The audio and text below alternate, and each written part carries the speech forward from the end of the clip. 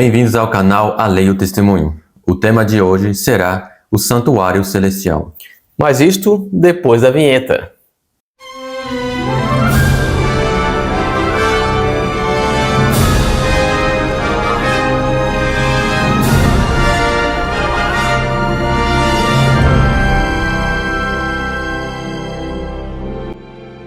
Então, o primeiro texto de hoje é Daniel capítulo 8, verso 14. E ele me disse: até 2.300 tardes e manhãs e o santuário será purificado. Então aqui voltamos a falar sobre a profecia a respeito dos 2.300 anos. Então nós verificamos que a contagem começa em 457 a.C., com o decreto para a restauração da cidade de Jerusalém. E se estende até o ano 34, onde é a queda da nação judaica. E isto compreende os 490 anos. Foram cortados dos 2.300 anos. Porém, os 490 anos se dão no ano 34. Se nós tirarmos 490 de 2.300 anos, nos resta 1.810 anos. Então, do ano 34, se acrescentarmos 1.810 anos, período que resta ainda dos 2.300 anos, chegaremos a 1844, onde deveria começar a purificação do santuário. O problema é qual santuário? Então, devemos saber que o fim do santuário terrestre ocorreu no ano 70 d.C., na destruição de Jerusalém pelos romanos. Este santuário não existe mais. Ou seja, em 1844, haveria de ter ainda um santuário a ser purificado, mas não poderia ser o santuário terrestre. Então, de qual santuário se refere o texto? Vamos pegar agora Hebreus capítulo 8, o verso 1 e 2, que nos diz: ora, a suma do que temos dito é que temos um sumo sacerdote, tal, que está sentado nos céus à destra do trono da majestade, ministro do santuário e do verdadeiro tabernáculo, o qual o Senhor fundou e não o homem. Então, nosso Senhor Jesus Cristo é ministro do santuário, do verdadeiro tabernáculo, o qual o Senhor fundou. Este santuário se refere ao santuário celestial. Agora, vemos que também tem um santuário que o homem fundou. Qual era este? Êxodo 25, os versos 8, 9 e o 40. E me farão um santuário. Então, os homens, nós fizemos um santuário para Deus, isto a nação israelita. E habitarei no meio deles, conforme a tudo o que eu te mostrar, para modelo do tabernáculo e para modelo de todos os seus pertences, assim mesmo fareis. Atenta, pois, que o faças conforme o seu modelo, que te foi mostrado no monte. Então nós vemos aqui que o santuário terrestre, do qual Moisés é o artífice, juntamente com o povo israelita, foi feito conforme o modelo que havia sido mostrado para Moisés no monte Sinai. Moisés, então, está em visão profética, vendo um santuário que é modelo. Só poderia ser o santuário celestial. Então vejamos um detalhe. No santuário celestial não existe o pátio no céu. No santuário terrestre nós tínhamos o lugar santíssimo, o lugar santo e o pátio, onde era feito o sacrifício. No céu não tem o pátio. Por quê? Justamente por causa disto. Local de sacrifício.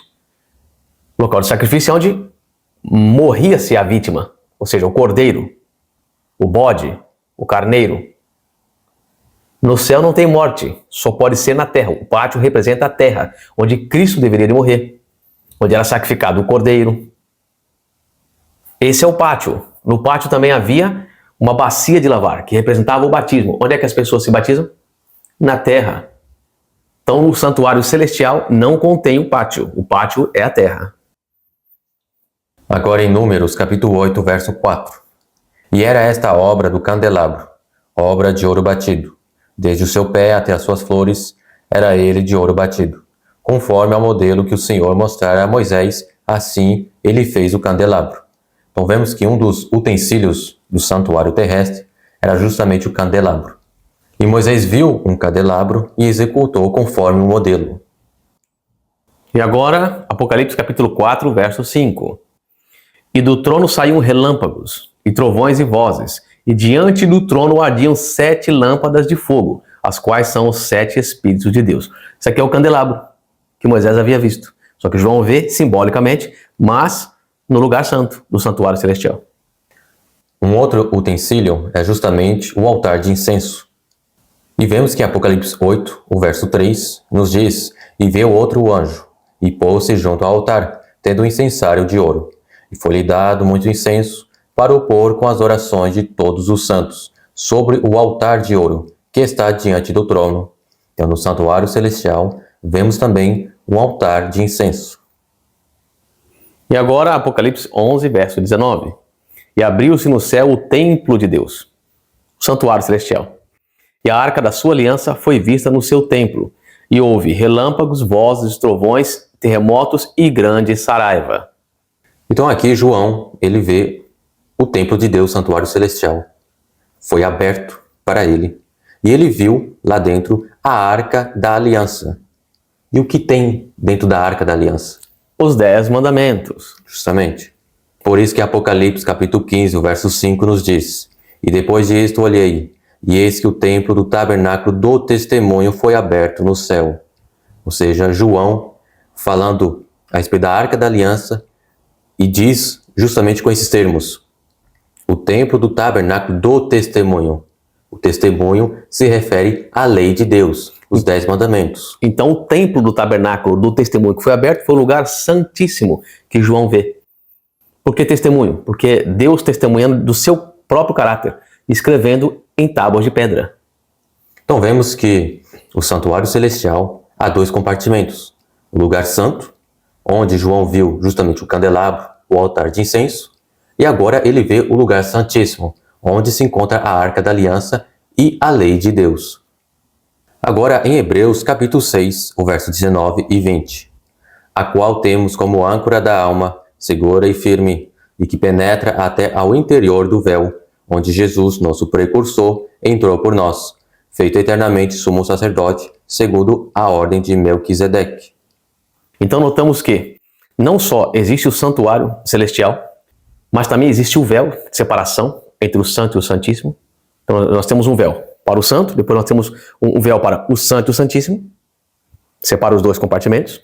E nós temos o sumo sacerdote e o cordeiro, que é Cristo Jesus, e o seu sangue é apresentado por nós.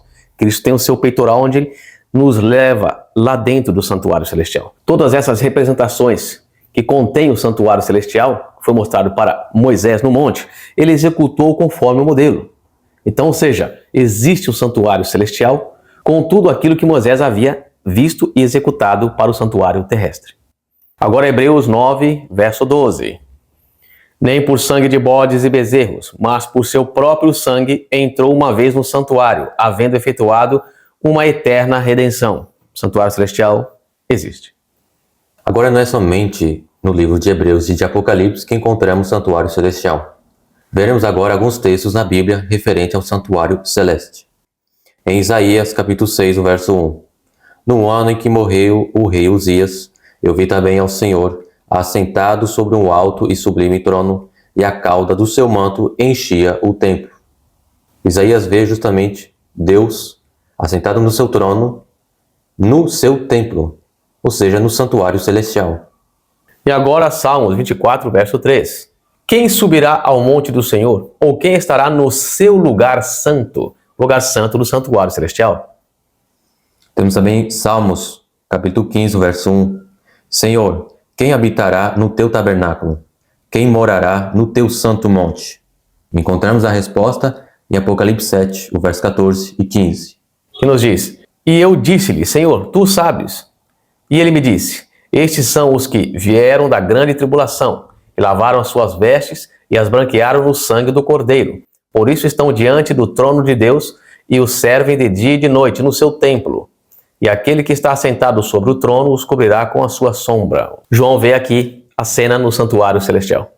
Então, quem habitará no tabernáculo de Deus, ou quem morará no teu santo monte? Justamente aqueles que lavaram as suas vestes e as branquearam no sangue do Cordeiro.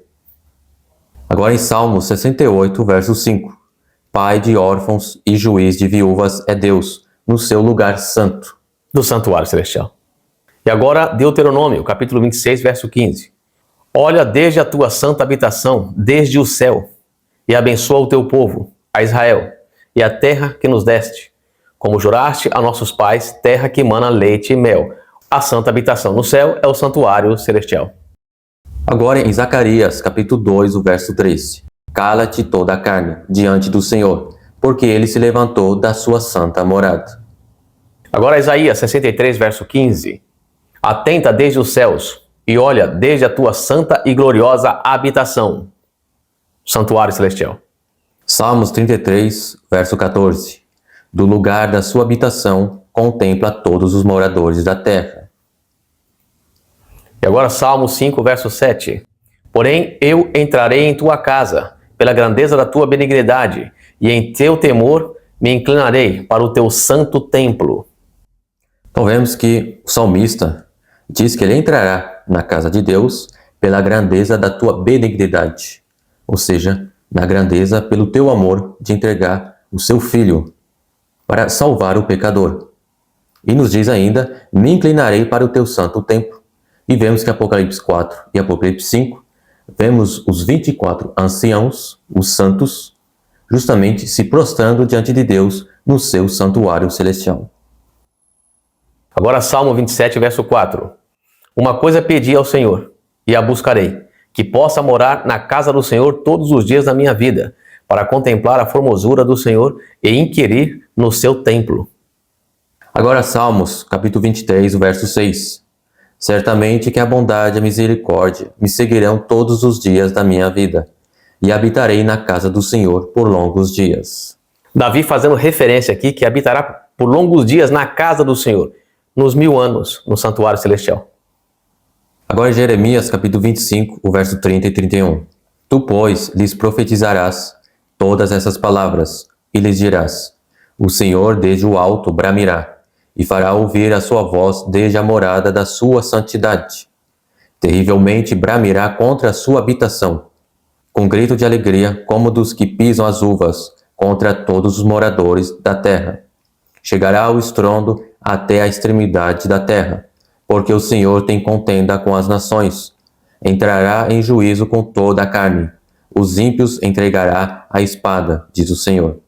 Então aqui vemos, primeiramente, que Deus dirá uma ordem de juízo no céu, e diz mais precisamente, desde a morada da sua santidade. Aqui faz referência ao santuário celestial. Porém vemos uma segunda habitação, terrivelmente bramirá contra a sua habitação. Essa habitação se refere justamente, na época de Jeremias, que era o templo de Jerusalém, e agora no tempo presente, no futuro, representa a igreja. Agora Hebreus capítulo 9, verso 1. Ora, também a primeira tinha ordenanças de culto divino e um santuário terrestre. Então vemos que a primeira aliança tinha um santuário, ou seja, na segunda também deve ter um santuário. Hebreus 9, verso 8. Dando nisso a entender o Espírito Santo, que ainda o caminho do santuário não estava descoberto enquanto se conservava em pé o primeiro tabernáculo. E agora Hebreus 9, verso 11. Mas vindo Cristo, o sumo sacerdote dos bens futuros, por um maior e mais perfeito tabernáculo não feito por mãos, isto é, não desta criação.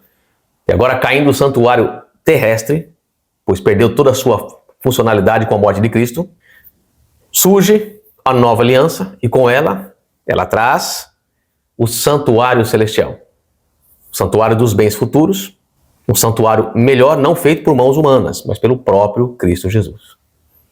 E agora o verso 24 também nos diz, porque Cristo não entrou num santuário feito por mãos, figura do verdadeiro, porém no mesmo céu, para agora comparecer por nós perante a face de Deus.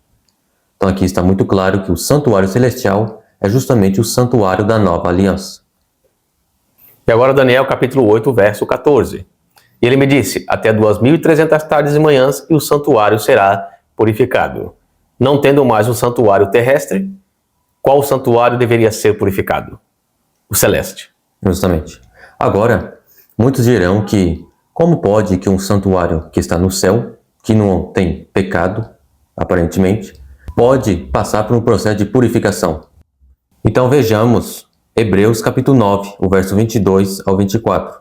E quase todas as coisas, segundo a lei, se purificam com sangue, e sem derramamento de sangue não há remissão.